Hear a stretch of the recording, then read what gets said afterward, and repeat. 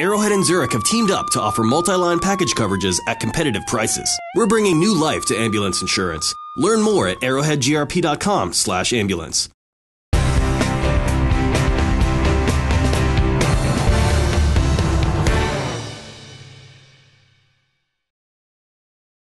Julie Rochman, CEO and President of the Insurance Institute for Business and Home Safety, shares lessons from Superstorm Sandy and how Sandy will influence the research done by IBHS in this interview with Insurance Journal's Andy Simpson. All hurricanes, tropical storms, in this case a superstorm, or whatever you want to call Sandy, have different signatures.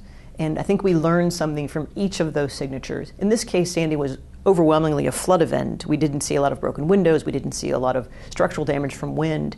So the losses have fallen primarily on the government and not on the private insurance sector. Having said that, one of the things we should learn is that we got lucky.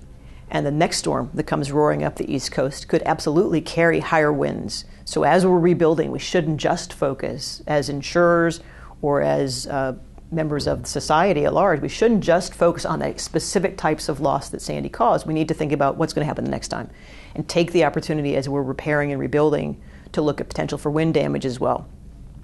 In addition to that, I think that the Sandy lessons are very clear in that we have in this country a lot of older housing stock, very densely populated areas where modern building codes really have little application because the properties were already there decades or 100 years before the building codes came into being. So in New Jersey, particularly along the shore, we saw just absolute devastation from the storm.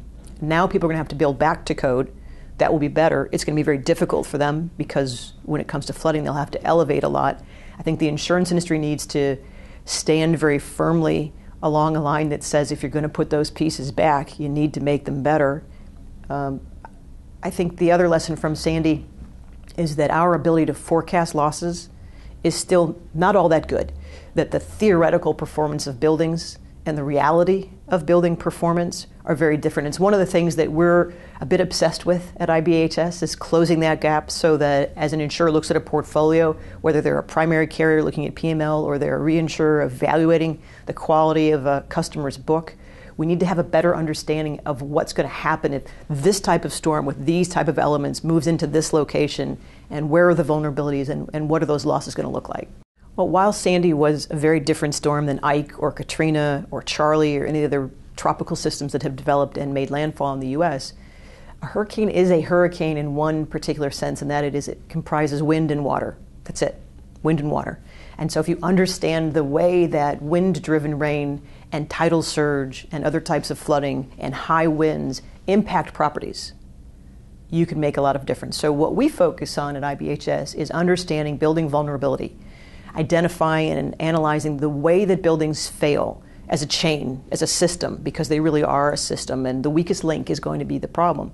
So if we can identify and evaluate ways that buildings fail, then we have a great ability to identify and promote ways to keep buildings from failing. So that's really what we're focused on, is looking at wind and water, fire, hail, seismic damage. We looked at that in the lab, we look at that in the field after disasters, and we look at that through statistical analysis and closed claim studies.